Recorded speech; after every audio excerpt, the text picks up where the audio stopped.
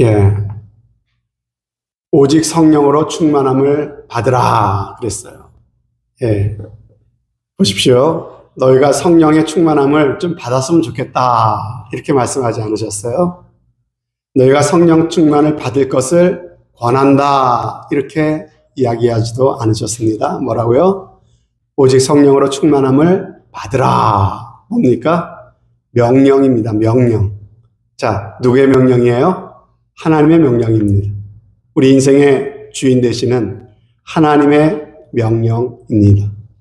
자, 누구에게 주시는 명령일까요? 사도 바울이 하나님께서 사도 바울을 통해서 에베소 교회 성도들에게 주시는 명령이 1차적인 명령이고요.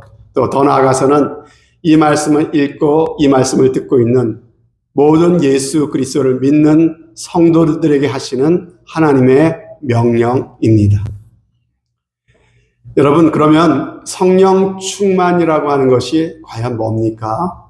어떤 사람은 성령 충만을 어떤 하나님의 어떤 신비한 기운에 취하는 것이라고 생각합니다. 그래서 하나님의 영으로 충만하게 성령 충만의 어떤 능력을 받으면은 다른 사람의 생각과 마음을 읽을 수 있다라고 그렇게 이야기하는 사람도 있어요. 또 주의 종이, 성령 충만한 주의 종이 이렇게 안수를 하면은 그러면 사람들이 이렇게 픽픽 쓰러진다고 하는 그런 이야기를 하는 사람도 있습니다. 실제 어떤 집회에 가면 그런 일들도 많이 일어납니다. 또 어떤 기도원에서는 성령의 능력으로 병을 고친다고 선전을 합니다. 그래서 절박한 병자들을 그 기도원으로 끌어모읍니다.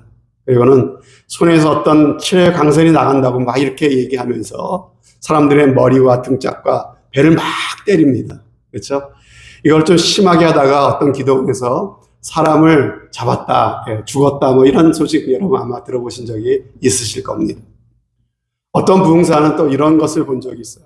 불을 받게 해준다고, 성령의 불을 받게 해준다고 눈을 감으라 그럽니다. 그러고 나서는 이렇게 머리에다 손을 얹고 안수를 하면서 기도를 합니다. 막 기도를 하다가 이러다 중간에 눈을 엄지손가락을 꽉 누릅니다. 그러면은 어떻게 됩니까? 눈을 꽉 누르니까 번쩍하죠. 그죠?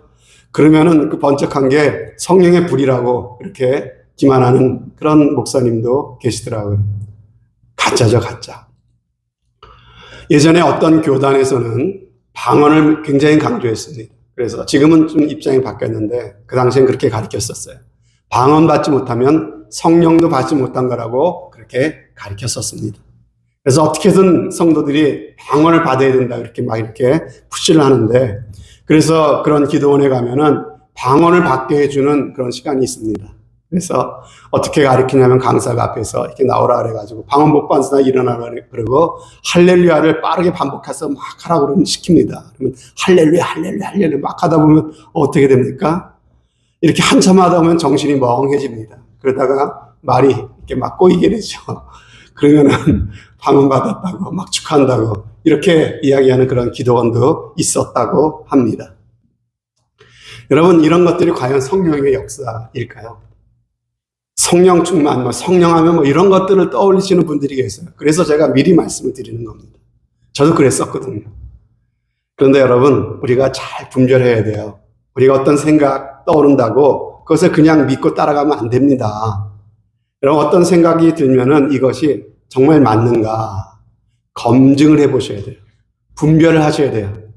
여러분, 그것을 어떻게 분별합니까? 하나님의 말씀이 과연 뭐라고 하는가, 이것을 한번 내 생각이 옳은가 맞는가를 한번 검증해 보셔야 된다는 것이죠. 여러분, 성령이라고 하는 거, 성령 충만이라는 게 이렇게 거부감 드는 것이고 좀 이상한 거다, 여러분 이렇게 생각이 든다면요, 그것이 맞습니까? 성경의 잣대를 대보면요, 그건 틀린 생각이에요. 성경은 분명 우리에게 성령 충만을 받으라 이렇게 이야기하고 있다는 것이죠. 여러분, 왜 그러면 이렇게 거짓되고 속이는 일들이 생기는 것일까요? 이것이 어디서 나오는 것입니까? 여러분, 성경은 그 원천을 분명히 우리가 알려주죠.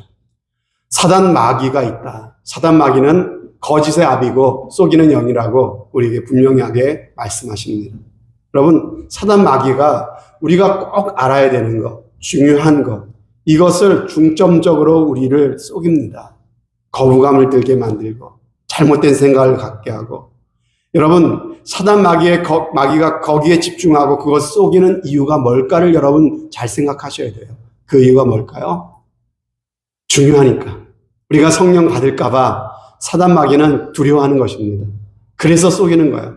그래서 거기를 집중해서 우리를 기만하고 있는 것입니다. 여러분, 그렇다면 과연 성경이 말하는 성령 충만이라고 하는 것은 무엇일까요? 오늘 말씀해 보면은 성령 충만을 뭐와 비교하고 있습니까? 술 취함과 비교하고 있어요. 술 취하지 말라 하면서 술에 취하지 말고 성령에 충만해라. 예, 술 취한 것과 비교하고 있어요. 여러분, 사람이 술에 취하게 되면 어떻게 됩니까? 술에 취하면 술의 알코올의 영향을 받게 되죠. 술 기운의 지배 아래 놓이게 된다라고 하는 겁니다. 이처럼 술에 취하면 사람이 술 기운의 지배를 받게 되는 것처럼 성령 충만이라는 것도 성령의 지배와 성령의 영향 아래 놓이는 것이다라고 이야기하고 있는 거예요. 생각과 우리의 감정과 우리의 의지가 바로 성령님의 지배 아래 있게 되는 것, 이것이 바로 성령 충만이다라고 하는 겁니다. 그러나 성령 충만은 알코올의 지배를 받는 것이 아니라 인격적인 하나님의 영이신 성령님의 다스림을 받는 것입니다. 성령님은 우리의 감정과 우리의 이성과 우리의 의지를 알코올처럼 마비시켜서 조종하는 것이 아니라 오히려 깨우시고 각성시키시고 일으켜 세워주십니다. 그래서 성령 충만하면요, 우리의 이성은 더 지혜롭게 그렇게 깨어납니다. 성령 충만하면 우리의 감정은 더 잘 조절될 수 있습니다. 성령에 충만하면 우리의 의지가 더욱더 견고하게 세워지게 되는 것이에요. 그래서 남을 의식하지도 않고 제 멋대로 생긴 대로 살던 사람이 성령의 충만함을 입게 되면요, 선한 양심이 생깁니다. 그래서 남을 배려하는 자제력을 갖게 된다는 것이에요. 늘 걱정, 근심, 불안에 떨던 사람이 성령 충만하면 어떻게 됩니까? 그 마음에 담대함이 생겨요. 그래서 그 마음으로부터 기쁜 곳으로부터 평안함이 이렇게 생겨나게 되는 것이죠. 늘 우울하고 어두운 가운데 갇혀 살던 사람이요, 성령에 충만하게 되면은 감사하는 사람, 그리고 기뻐하는 사람이 되더라라고 하는 것입니다. 성령 충만하면 도덕적인 삶이 회복됩니다. 인생의 목표가 달라집니다. 매사에 새로운 활력과 셈을 얻게 됩니다. 성령 충만하면 거짓된 말, 더러운 말을 입 밖에 내지 않게 됩니다. 거룩한 인격을 가지신 성령님의 지배를 받게 되는 것이기 때문에 우리의 인격이 하나님의 선한 인격을 닮게 되는 것이에요. 그리고 성령 충만해야 비로소 우리를 묶고 있던 결박으로부터 우리를 끊어내게, 우리를 자유롭게 합니다. 알코올 중독, 도박 중독, 그리고 각종 그 중독에서부터 우리를 자유하게 하고 모든 유혹을 이길 수 있는 힘과 능력을 바로 성령님이 우리 가운데 공급해 주신다고 하는 것이에요. 여러분, 듣고 보니까 참 좋은 거죠. 성령 충만 받아야 되겠습니까? 안 받아야 되겠습니까? 받아야죠. 그죠? 그래서 오늘 말씀에서도 너희가 성령으로 충만함을 받으라, 이렇게 엄하게 명령하고 계시는 거예요. 하나님이 우리에게 주시는 아주 좋은 선물이에요. 그런데 여러분, 우리가 기억할 것은 성령 충만이라고 하는 것이 내 안에 성령님이 안 계셨는데 없던 성령을 새로 받는 것을 말하는 게 아니에요, 여러분. 이미 성령님은요, 예수 그리스도를 믿는 사람들의 그 영혼 가운데 와 계시다라고 그렇게 성경은 가르쳐 주십니다. 여러분, 성령님을 마음에 모신 사람들이 비로소 그 성령의 존재를 알게 되고 그 성령의 영향력 아래 있게 될 때 비로소 우리는 성령 충만한 사람이 되었다라고 이야기를 하는 거예요. 그러므로 성령을 받은 사람만이 성령 충만해질 수 있습니다. 그러면 묻겠습니다. 성령을 받은 사람만이 성령 충만할 수 있다고 그랬는데 여러분은 성령을 받으셨습니까? 성령 받으셨어요? 제가 여러분에게 어떤 성도님에게 예수 믿으십니까? 이렇게 물어보면요. 자신 있게 아멘 그러세요.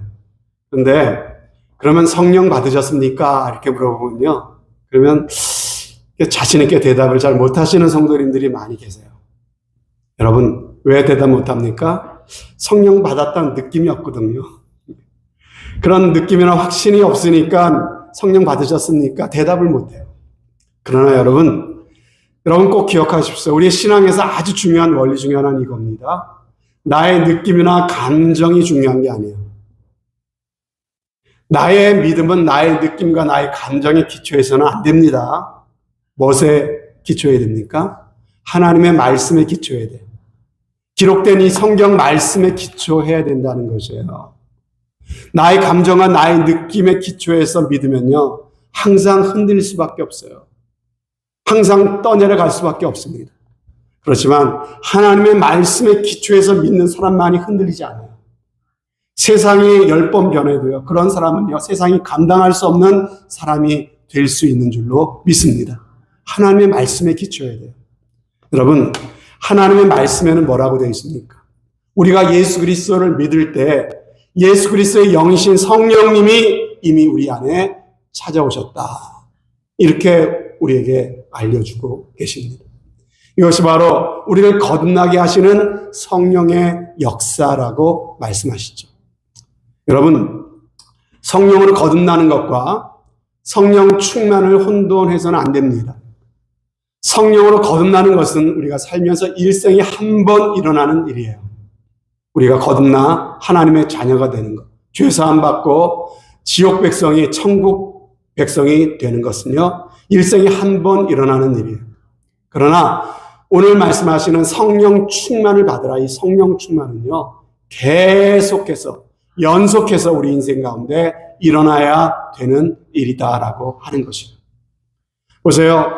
에베소서 1장에 보면요, 에베소 교회 성도들은 이미 성령의 인치심을 받았다고 얘기합니다. 다른 말로 그들은 성령으로 거듭난 성도들이에요. 여러분, 성령이 그들 가운데 오셨어요. 그래서 그들이 거듭나 영생을 얻었고 하나님의 자녀가 되었다라고 하는 것입니다. 여러분, 성령으로 거듭나야 우리는 비로소 진정으로 예수님이 나의 구주시고 나의 주님이신 것이 믿어지는 것이에요. 성령으로 거듭나야 비로소 하나님을 내가 아빠, 아버지라고 내가 정말로 내 마음으로 하나님의 아버지라고 그렇게 고백할 수가 있게 된다는 것입니다. 이것은 제가 주장하는 것이 아니라 성경이 말씀하고 계세요. 그래서 고린도전서 12장에 보면요, 뭐라고 되어 있습니까? 성령으로 아니하고는 누구든지 예수를 주시라고 할 수 있다 없다? 없다. 예수님을 주님이라고 내가 믿음으로 고백할 수 있는 것은요, 내 안에 성령님이 계시다고 하는 증거라고 하는 사실을 성경은 말씀하고 계시는 거예요.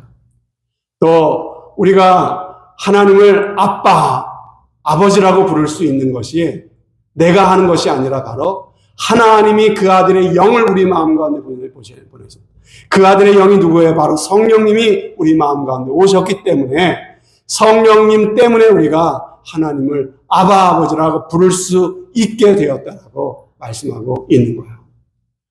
그러므로 여러분은 예수 그리스도가 과연 나의 죄를 대신해서 십자가에 돌아가시고 그리고 부활하신 하나님의 아들이시고 나의 구주와 주님이시라는 사실을 여러분 과연 믿으십니까? 그러면 여러분 그것은 내가 믿는 것이 아니라 내 안에 성령님이 오셔서 나로 하여금 믿게 하시는 것이다라는 사실, 내 느낌이 아니라 하나님의 말씀인 것을 여러분 믿으시기를 바랍니다. 이미 여러분 안에 성령이 계신 거예요. 여러분이 정말 입술을 열어서 하나님을 아버지라고 그렇게 부르고 참으로 찾을 수 있다고 하는 사실, 그것이 바로 내 안에 아들의 영 성령님이 와 계시다는 증거인 것을 믿으시기를 바랍니다. 이제 중요한 것은 내 안에 성령님이 와 계신 게 중요한 게 아니죠. 물론 그게 중요하죠. 그래야 내가 하늘나라 갈 수 있고 하나님의 자녀가 거듭난 것이니까. 근데 또 하나 그것으로 다가 아니라 또 하나 중요한 게 뭐예요? 그 성령님이 내 안에 계시기만 한 것이 아니라 이제는 내가 그분의 다스림을 받아야 되는 거예요. 이게 중요한 거예요. 이게 바로 성령 충만한 것이에요. 여러분, 내 안에 계신 성령님이 나의 생각과 감정과 행동에 영향을 주고 다스리심으로 내 욕심과 내 기분대로 살지 않고 성령님의 인도를 따라 사는 것입니다. 그래야 나의 옛 사람, 나의 못된 인격이 나타나는 것이 아니라 나의 성품 가운데 하나님의 성품, 성령의 열매가 드러나게 되는 것이죠. 여러분, 이것이 바로 성령의 충만한 성도의 모습인 것입니다. 자, 그렇다면은 우리가 성령 충만하게 되면 어떤 일이 벌어지게 된답니까? 오늘 말씀해 보면 성령 충만의 결과를 4개의 단어로 이야기하고 있습니다. 화답하고 노래하며 감사하고 복종한다. 이렇게 4개의 단어가 나오고 있어요. 이 4개의 단어를 3종류로 분류해 보았습니다. 자, 성령 충만한 결과. 첫 번째는 뭡니까? 화답하고 노래하며, 이것은 예배를 말해요. 이것은 하나님과의 관계입니다. 두 번째, 감사하며, 감사죠. 주변 상황과의 관계예요. 세 번째 달라지는 것은 다른 사람들과의 관계가 달라지는데 복종케 된다. 이렇게 말씀하고 있는 거예요. 여러분, 제가 늘 말씀드리지만 우리의 믿음이라는 거 하는 것은 추상적인 명사지만 이것을 다른 말로 하면 관계입니다. 관계. 믿음은 관계예요. 하나님과의 관계. 내 주변 상황과의 관계. 그리고 다른 사람과 어떤 관계를 맺고 살아가느냐. 이것이 바로 우리의 믿음을 보여주는 것이다라고 하는 것인데 우리가 성령 충만하면 이런 관계들이 바뀌게 되는데 어떻게 바뀐다고요? 바로 찬미하고 노래하며 감사하며 복종하는 관계가 된다라고 말씀하고 있습니다. 하나씩 보겠습니다. 첫 번째, 성령 충만하면요, 하나님을 온전히 예배하는 생활이 이루어지게 됩니다. 자, 그래서 오늘 19절 말씀해 보면 시와 찬미와 신령한 노래들로 서로 화답하며 너희의 마음으로 주께 노래하며 찬송하며 그랬죠. 시와 찬미와 신령한 노래로 화답하고 주께 노래하는 게 곧 예배 아니겠습니까? 이처럼 성령 충만하면 자연스럽게 나타나는 결과가 무엇이에요? 바로 예배가 살아난다. 예배가 회복된다라고 하는 거예요. 성령 충만하면요, 세상 무엇보다 예배를 기뻐하게 됩니다. 저는 예배 드리는 게 그렇게 지루했는데, 그런데 예배 드리고 싶어져요. 그것이 바로 내가 성령 충만한 특징이에요. 예배를 사모하는 마음이 생겨요. 예배를 통해서 실제 하나님을 만나고 하나님의 은혜를 체험하는 그런 일들이 일어나게 됩니다. 성령 충만할 때. 여러분, 성령 충만했던 초대교회 성도들의 모습을 보십시오. 오순절날 성령의 충만함을 그들이 입지 않았습니까? 그들의 삶이 변했어요. 그런 가운데 그들에게 나타났던 큰 특징이 있었는데 그것이 무엇이었습니까? 우선 그들은 방언을 말하게 됐죠. 그렇지만 방언을 하는 것, 병을 고치는 것보다 성경은 더 중점적으로 우리에게 말씀해 주고 있는 것이 있는데 그것은 바로 예배의 회복입니다. 그래서 사도행전 2장 46절, 47절에 보면요, 오순절날 성령의 충만을 입은 그 성도들이 그 결과 어떤 일이 일어났다고 말합니까? 날마다 마음을 같이하여 그들이 성전에 모이기 힘쓰기 시작합니다. 집에서 떡을 떼고 기쁨과 순전한 마음으로 음식을 먹고 하나님을 찬미하는 일이 벌어졌습니다. 여러분, 이것이 바로 예배 아니겠어요? 성전에서 드리는 예배, 집에서도 예배, 모일 때마다 하나님을 찬미하며 예배하는 모습이 나타나게 되었다라고 하는 것이죠. 여러분, 하나님께서 우리 인간을 지으셨죠. 그리고 타락한 인간을 예수 그리스도의 핏값으로 우리를 건지시고 불러주셨죠. 하나님 우리를 창조하신 목적이 뭐라고 되어 있습니까? 하나님 우리를 죄 가운데 건져주시고 불러주신 그 이유가 무엇이라고 하셨습니까? 바로 하나님께서 하나님의 기쁨을 위하여, 하나님의 영광을 위하여, 하나님을 높이게 하기 위하여 하나님께서 우리를 지으셨고 우리를 불러주셨다고 말씀하셨죠. 그러므로 하나님을 예배하며 하나님을 영원롭게 하는 것이야말로 하나님 우리를 만드신 목적이고 이유, 우리가 하나님께 부름받은 그러한 목적인 것입니다. 이것이 바로 우리 인간의 제일 되는 목적이 되는 거예요. 그러므로 우리의 예배가 회복될 때 우리의 인간인 우리 인간으로서 가장 인간다워지는 거예요. 하나님이 우리 인간을 지으신 목적이 거기에 있기 때문에 우리 인간으로서의 최고의 가치가 회복되는 것, 바로 그것이 하나님을 예배하는 예배가 회복되는 것입니다. 이것은 아무리 데려다 놓고 가르쳐서 되는 게 아니에요. 훈련으로 되는 것도 아닙니다. 언제 되어진다고요?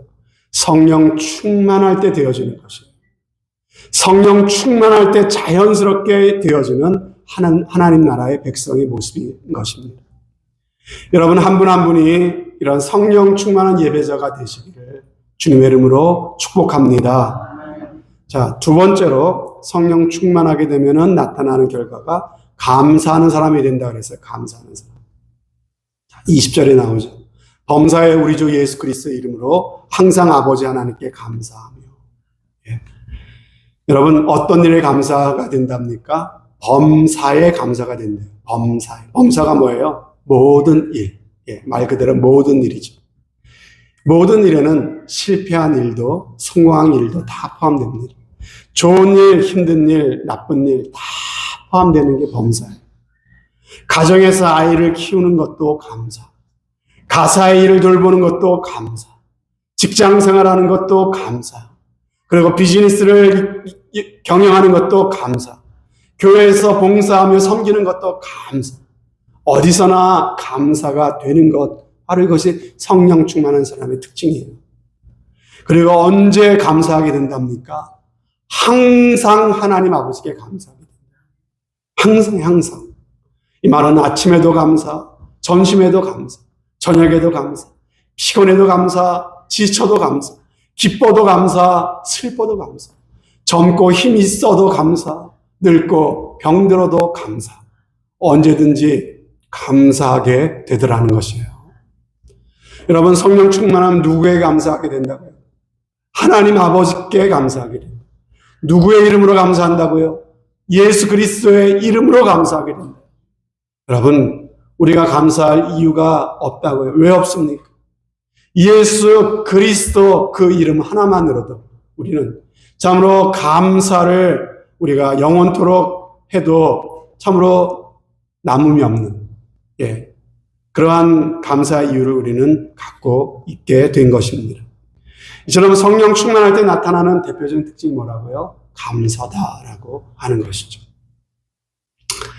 여러분 이 땅에 사셨던 사람들 중에서 가장 성령 충만한 사람이 누구 계십니까? 예수님이시겠죠. 자, 예수님이 어떻게 감사했나 여러분 한번 생각해 보십시오.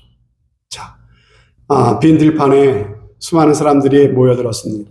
예수님의 가르침을 받는데 장정만 5,000명. 그러니까 10,000명이 훨씬 넘는 사람들이 모였는데 그들이 밥 한 끼 먹지 못하고 굶고 있어요. 그래서 그들을 먹이기 위해서 식사 대용으로 이렇게 그룹별로 앉혔습니다. 이제 그들을 앉히고 이렇게 하나님께 감사 기도를 올려요. 뭘 들고 감사하는 줄 아십니까? 오병이요. 한 어린아이가 가져온 초라한 도시락 하나 들고 그 10,000명이 넘는 그 수많은 사람들이 식사를 기다리고 있는 그 대형 앞에서 그 초라한 도시락 하나 들고 어디 감사가 나오는 그런 상황입니까? 그런데 그 상황에서 하늘을 하나님께 감사의 기도를 드리십니다. 축사하시며 하나님께 감사, 축복하시고 감사하시는 거죠. 그랬을 때 떼어주고 떼어줘도 또 떨어지지 않는 그러한 기적이 나타나게 되지 않았습니까? 여러분 또 나사로가 무덤에 묻혔을 때 예수님을 사람들이 비난합니다. 아니 예수님 나사로의 가정을 그렇게 아끼신다면서 진작쯤 오시지 왜 이제 나타나셔서 다 이렇게 장사까지 다 끝나지 않았습니까? 썩은 냄새가 나지 않습니까? 그때 예수님은요 기도를 들으시는 하나님 앞에 감사의 기도를 올려드리십니다. 그때 죽었던 나사로가 살아나오는 기적이 일어나게 되지 않습니까? 이처럼 성령 충만한 사람은요 어떤 상황 속에서도 감사한다는 것이죠. 거기에 하나님의 역사가 나타나게 된다는 것입니다. 자, 마지막으로 성령 충만하면 어떤 결과가 나타납니까? 인간관계에 있어서 피차 복종하게 된다 그랬죠. 그래서 21절 말씀에 보면 그리스도를 경외함으로 피차 복종하라 그랬어요. 여러분, 피차 복종하게 되는 이유가 뭐라고요? 그리스도를 경외하기 때문이랍니다. 보십시오. 성령 충만했던 로마 장교 고넬료가 베드로 앞에 겸손히 무릎을 꿇습니다. 부자였던 이 바나바가 성령 충만하니까 자신의 재산을 가난한 사람들에게 기꺼이 내어놓고 그들을 섬기는 사람이 되었습니다.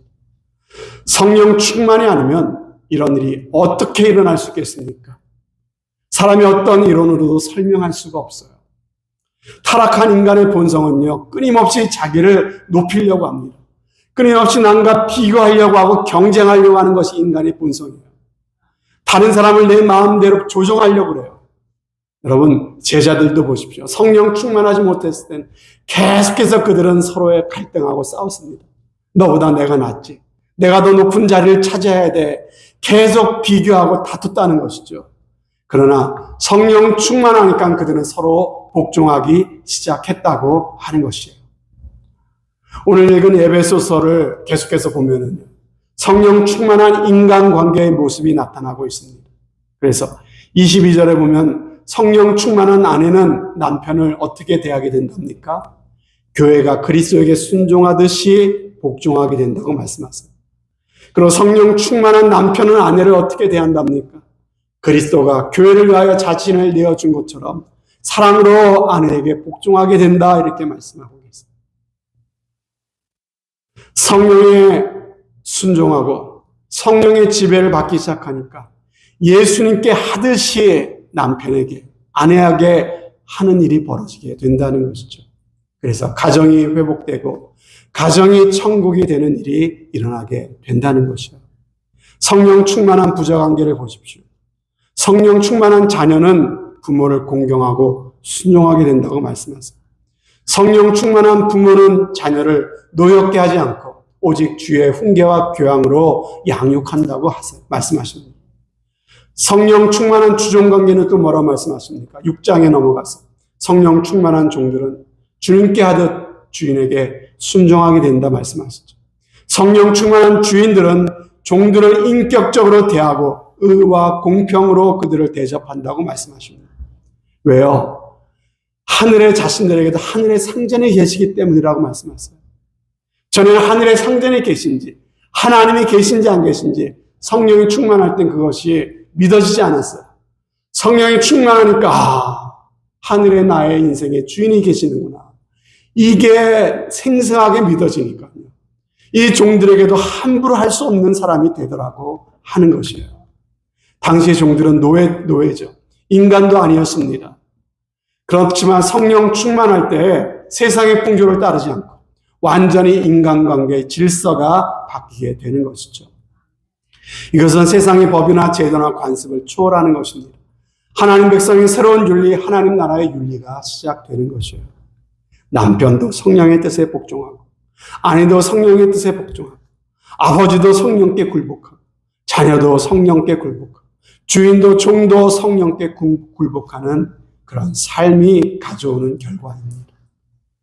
여러분, 우리 인간이 참으로 성령 충만이 될 때 가정이 회복됩니다. 직장이 회복됩니다. 교회가 회복됩니다. 이 얼마나 아름다운 공동체가 이 땅 가운데 참으로 세워지게 되겠습니까? 이 자리에 계신 저와 여러분 모두가 참 성령 충만케 되어서 우리의 가정이, 여러분의 사업터가, 우리의 교회가 이런 아름다운 회복의 열매가 맺혀질 수 있기를 주님의 이름으로 축복합니다. 자, 그러면은 마지막으로 성령 충만 중요한 거 알겠고 성령 충만하면은 이렇게 되는구나 알겠는데 중요한 건 우리가 성령 충만 받아야 되잖아요. 어떻게 하면 성령 충만 받을 수 있답니까? 자, 첫 번째로 예수 그리스도를 믿으셔야 됩니다. 아까 말씀드렸죠? 성령이 내 안에 계셔야 그 성령께 순종하든 말든 할 거 아닙니까? 성령이 누구에게 오셨다고요? 예수 그리스도를 주임으로 믿고 영접하는 사람에게 성령이 찾아오십니다. 예수님이 말씀하셨어요. 누구든지 목마르거든 내게로 와서 마시라. 나를 믿는 자는 성경에 이른 것 같이 그 배에서 생수의 강이 흘러나리라. 예수님을 믿는 자는 생수의 강이 그 배에서 흘러난다. 이것은 뭘 말하는 것이다? 이는 그를 믿는 자들이 받을 성령을 가리켜 말씀하시는 것이다. 예수님을 믿는 자들이 받을 성령. 예수님을 믿어야 우리는 성령을 받게 된다는 거예요. 여러분, 예수 그리스도를 구주와 주님으로 확실하게 믿고 영접하는 여러분들 다 되시기를 바랍니다. 제가 여기 확실하다는 말이 좀 걸리네요. 확실해야 되는데 난 좀 불확실한 것 같은데. 여러분, 그렇게 자꾸 헷갈리지 마세요. 그건 느낌이에요, 느낌. 하나님 말씀, 사실을 붙드시기를 바랍니다. 내 감정 왔다 갔다 하는 거 자꾸만 거기서 내 믿음의 근거를 찾으려고 그러지 마세요. 자, 두 번째로, 성령을 근심케 하거나 소멸하지 말아야 우리는 성령 충만할 수 있어요. 여러분, 우리가 성령님을 우리 마음에 이미 모셨다라고 말씀드렸는데, 그런데 그 성령님을 근심하는 일이 있대요. 에베소서에 보면은 하나님의 성령을 근심하게 하지 말라 그랬고, 데살로니가 전서에 보면 성령을 소멸하지 말라 이렇게 말씀하세요.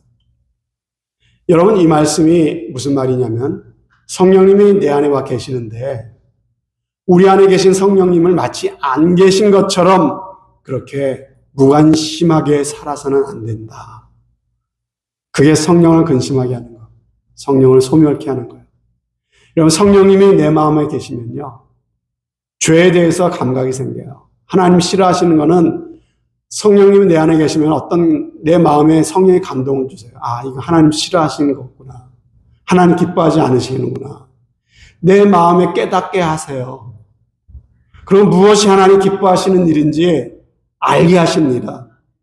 성령이 내 안에 계시면 알게 하세요. 모를 수 없어요. 그런데 성령을 소멸하게 되면 어떻게 하는 줄 아십니까? 하나님 이거 기뻐하지 않으시는지, 이 내 마음에 깨달음이 오는데도 불구하고, 그런데도 내가 원하는 거예요. 내 거듭나지 않은 죄악된 내 육신이 원하는 거예요. 그래서 하나님 기뻐하시는 것을 애써 외면하는 겁니다. 그 마음의 소리를 억누르는 거예요. 그런 내 멋대로 내 원하는 대로 하는 겁니다. 한 번, 두 번 계속 그렇게 하면요, 내 마음의 그 성령의 소리마저 없어지게 되는 거예요. 그게 성령을 근심케 하는 거고 성령을 소멸하게 하는 것이죠. 여러분, 그런 사람은 결코 성령 충만할 수가 없는 거예요. 혹시 여러분 중에 성령을 근심케 하며 지금 살고 계신 분이 계십니까? 여러분, 그 자리에서 돌이키시기를 바라요.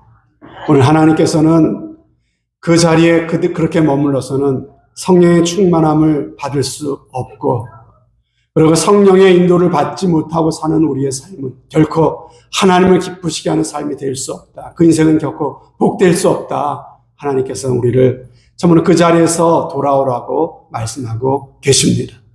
성령님의 내 마음에 주시는 마음을 억누르고 애써 외면하며 살았다면 그것이 죄였다는 사실을 여러분 기억하시고 그 죄를 회개하시고 돌이키시는 귀한 은혜가 있으시기를 바랍니다.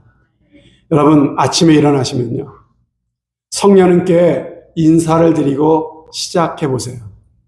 어떤 분은 그렇게 하루를 시작하는데 아침에 잠을 깨면은요, 굿모닝 성령님, 성령님 좋은 아침입니다. 예, 이렇게 인사를 하고 하루를 시작한대요. 그리고 오늘 하루도 함께 해주세요. 오늘도 지켜주시고 인도해 주세요. 이렇게 성령님의 이름을 부르며 그분의 도움을 구하며 하루를 시작하신다고 합니다. 여러분, 우리가 정말 성령님을 우리가 무시하지 않고 살려면요, 이것은 좋은 어떤 하나의 습관이 될 수 있을 것 같습니다. 살아가면서 자꾸만 한번 말을 한번 걸어보세요. 무슨 중요한 일을 앞에 두면요, 성령님 어떡하죠? 알려주세요. 깨닫게 해주세요. 성령님 인도해 주세요. 감동을 주세요. 도와주세요. 성령님을 한번 찾고 의지해 보시기 바랍니다. 어떤 사람을 만날 때도 그냥 만나지 마시고 성령님 내가 지금 누구를 만나러 가는데 무슨 이야기를 할까요? 대화를 지켜주세요. 우리의 만남을 인도해 주세요. 계속해서 성령님의 도움을 구하고 성령님을 인정하고 성령님과 대화하시며 한번 살아보시길 바랍니다. 그러면 성령께서 점점 내 마음에 깨닫게 해주실 거예요. 알려주실 거예요. 지혜를 주시고 그리고 나와 함께 계신 증거들을 확실하게 보여주실 줄로 믿습니다. 그럴 때 점점 더 우리는 성령 충만한 사람이 돼 갈 수 있을 것이에요. 그리고 세 번째로 성령 충만을 받기 위해서 회개해야 됩니다. 회개해서 죄사함을 받아야 돼요. 사도행전 2장에 보면 베드로가 말했어요. 너희가 회개하여 각각 예수 그리스도의 이름으로 세례를 받고 죄사함을 받으라. 그리하면 성령의 선물을 받게 될 것이다. 여러분, 죄사함을 받아야 성령을 주신다. 여러분, 성령은 거룩한 영이시기 때문에 죄를 버리지 않으면 성령이 역사하실 수가 없어요. 여러분, 내 안에 성령이 주시는 평안이 사라질 때가 있죠. 성령님이 내 안에 계시고 참으로 하나님이 나와 함께 하신다는 그 감각, 느낌이 사라질 때가 있어요. 그리고 아버지, 성령님 불러도 내 마음이 벽을 향해 말하는 것 같고 답답할 때가 있어요. 그때 깨달으셔야 돼요. 아, 나에게 회개할 죄가 있구나. 버려야 될 죄가 있구나. 여러분, 성령이 역사하지 않으면 그 원인을 찾아야 되겠죠. 그것을 자백하고 버리는 것. 그것이 바로 회개겠죠. 예수 그리스도의 보혈을 의지하고 주님께 그것을 버리겠노라고 자백하고 회개하면 예수 그리스도의 보혈로 우리의 영혼을 다시 한번 깨끗하게 새롭게 해 주십니다. 그럴 때 성령께서 우리 가운데 역사하실 수가 있는 거예요. 그리고 네 번째, 성령 충만 받기 위해서는 간절히 기도하고 구하십시오. 여러분, 누가복음 11장에 보면요, 구하라, 찾으라, 두드리라 말씀하시면서 너희가 악할지라도 좋은 것을 자식에게 줄 줄 아는 하물며 너희 천국께서 구하는 자에게 성령을 주시지 않겠느냐, 이렇게 말씀하시죠. 여러분, 구하고 찾고 두드려야 하나님께서 우리에게 성령 충만한 은혜를 허락해 주신답니다. 주님의 약속입니다. 그리고 마지막, 성령 충만을 위해서 순종하십시오. 순종. 사도행전 5장에 보면요, 하나님이 자기에게 순종하는 사람들에게 주신 성령도 누구에게 성령을 주신다고요? 하나님께 순종하는 사람들에게 성령을 충만하게 부어주세요. 여러분, 우리가 아까 성령께서 또 하나님 말씀을 들을 때, 이게 하나님의 뜻이구나, 내 마음에 있으면요, 그것대로 작은 것이라도 한번 실천하고 살아보려고 노력할 때 성령께서 우리의 삶을 인도해 주실 것입니다. 제가 전에 섬겼던 교회에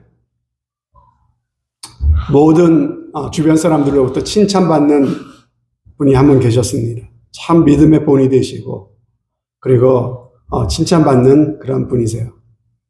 근데 이분이 시어머니를 모시고 살았어요. 근데 시어머니가 신장이 완전히 망가져서 일주일에 3번을 투석을 받으셔야 되는 시어머니를 모시고 사니까는 얼마나 힘든 일이 많겠습니까? 근데 시어머니를 참으로 잘 모셔요. 그리고 특별히 시어머니가 생신 때가 되면요, 그 시어머니가 또 믿음으로 살아오신 분이시거든요. 그래서 그 시어머니가 목사님을 집에 초대하는 것을 그렇게 좋아한다는 것을 아시니까는 저와 저희 가족들까지 다 시어머니 생신 때만 되면은 몰래, 시어머니에게 말하지 않고 몰래 초대를 해서 시어머니한테 서프라이즈 하면서 이렇게 생일 잔치를 준비해 주시던 그런 분이셨습니다. 그래서 제가 물었어요. 어떻게 그렇게 시어머니에게 잘하실 수가 있어요? 이렇게 물었습니다. 그랬더니 이렇게 말씀하세요. 아니, 목사님 별 말씀을요. 저는 성령님의 뜻에 순종하려고 한 것밖에 없는 걸요. 이렇게 이야기를 하시더라고요. 여러분, 순종하려고 하니까 성령이 일하시는 거예요. 성령이 그렇게 할 수 있는 힘을 주시더라는 것입니다. 힘을 주시니까 그렇게 살 수 있게 되는 것이고요. 그렇게 사니까 또 하나님 더 기뻐하셔서 더 그렇게 살 수 있는 은혜를 주시더라는 것이죠. 그것이 바로 성령 충만한 삶, 칭찬받는 삶이 되더라고 하는 것입니다. 오늘 18절 말씀을 다시 한번 읽고 마치겠습니다. 술 취하지 말라. 이는 방탕한 것이 오직 성령으로 충만함을 받으라. 하나님의 명령입니다. 하나님의 명령을 어기는 것은 성경은 죄라고까지 말씀하십니다.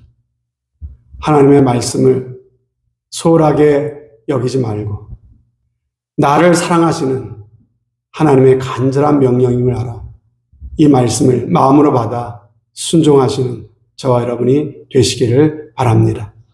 그래서 우리의 예배가 더욱더 온전해지고 우리의 삶 가운데 감사가 더욱더 풍성해지고 피차 복종하고 섬기는 가운데 우리의 가정과 우리의 교회와 우리의 삶의 현장이 참으로 하나님이 함께 하시는 아름다운 천국의 현장이 될 수 있기를 주님의 이름으로 축원드립니다.